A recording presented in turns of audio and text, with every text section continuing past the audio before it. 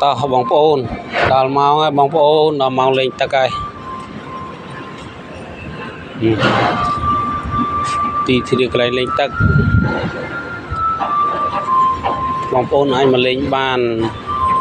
về là nghĩ vậy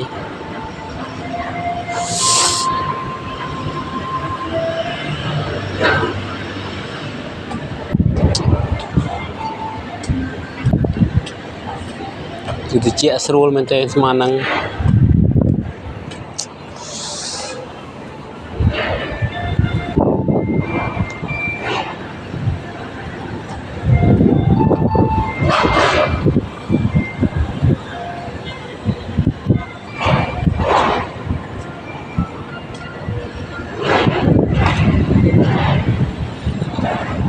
đồng bon một sầm ngót